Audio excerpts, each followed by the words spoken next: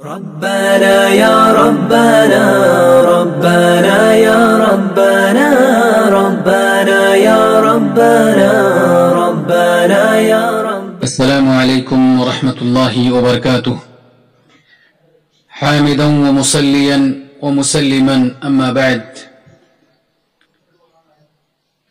معزز سامعین، کل کے درس میں زکوٰۃ کے بعض مصارف کو قدر تفصیل کے ساتھ بیان کیا گیا تھا۔ انشاءاللہ آج کے درس میں بھی بعض مصارف کے متعلق گفتگو ہوگی۔ اللہ رب العالمین مجھے قرآن و حدیث کی روشنی میں صحیح اور سچی بات کہنے اور ہم سب کو عمل کرنے کی توفیق عنایت فرمائے۔ اسلامی بھائیوں، زکوٰۃ کے پیسے کو غلاموں کو آزاد کرانے میں خرچ کیا جا سکتا ہے۔ یہ پانچواں مصرف ہے زکوٰۃ کا، کہ اگر کوئی مسلمان بھائی آپ کا غلام ہے، غلامی کی زندگی گزار رہا ہے، اور آپ زکوٰۃ نکالتے ہیں، آپ کے پاس پیسہ ہے، تو آپ اپنے اس غلام بھائی کو اپنی زکوٰۃ کے پیسے سے خرید کر کے اسے آزاد کر سکتے ہیں۔ اسلامی بھائیوں، غلامی کو دنیا سے ختم کرنے میں مذہب اسلام کا اہم رول رہا ہے۔ یہی وجہ ہے کہ اللہ رب العالمین نے مسلمانوں کو بہت سارے معاملات میں غلاموں کو آزاد کرنے کا حکم دیا ہے، اور غلام آزاد کرنے پر بہت بڑے اجر و ثواب کا وعدہ بھی کیا ہے۔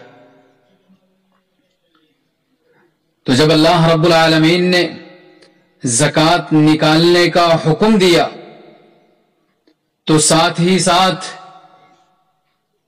اللہ رب العالمین نے زکوٰۃ کا ایک مصرف یہ بھی متعین کر دیا کہ اگر آپ کا کوئی مسلمان بھائی غلامی کی زندگی گزار رہا ہے تو آپ زکوٰۃ کے مال سے اسے خرید کر آزاد کر سکتے ہیں۔ اسلامی بھائیوں، اور آج غلامی کا سلسلہ جب ختم ہو چکا ہے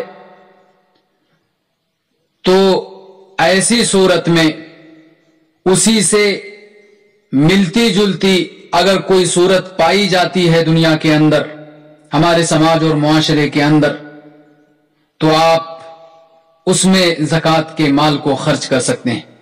جیسے آپ کا کوئی بے قصور مسلمان بھائی ناحق جیل میں بند ہے اور کچھ پیسہ دے کر کے اسے چھڑایا جا سکتا ہو، یا اس کی طرف سے مقدمہ وغیرہ لڑ کر کے اسے چھڑایا جا سکتا ہو، تو زکوٰۃ کے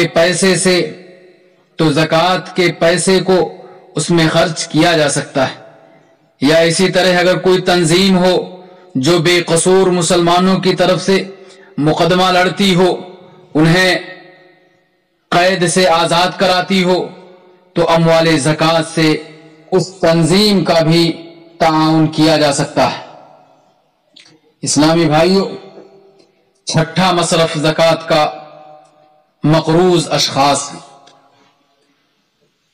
یعنی جنہوں نے اپنی ضروریات زندگی کو پوری کرنے کے لیے کسی سے قرض لیا ہو، اور قرض لینے کے بعد اس کی ادائیگی کا کوئی بندوبست ان کے پاس نہ ہو، نہ تو ان کے پاس نقدی روپیہ پیسہ ہو اور نہ ہی کوئی جائیداد ہو جس کو وہ بیچ کر کے اپنے قرض کی ادائیگی کر سکتے ہوں، تو ایسی صورت میں اموال زکوٰۃ سے ان کے قرض کی ادائیگی کی جا سکتی ہے، یا انہیں اتنا مال دیا جا سکتا ہے جس سے وہ اپنے قرض کو ادا کر سکیں۔ اسلامی بھائیوں، باقی جو مصارف بچے ہیں انشاءاللہ آئندہ درس میں ان کی بھی وضاحت کی جائے گی۔ اللہ رب العالمین ہم تمام مسلمانوں کو دنیا کی ہر مصیبت اور ہر آفت اور پریشانی سے محفوظ رکھے، آمین۔ وآخر دعوانا ان الحمد للہ رب العالمین وصلی اللہ علیہ ربك بالحكمة والموعظة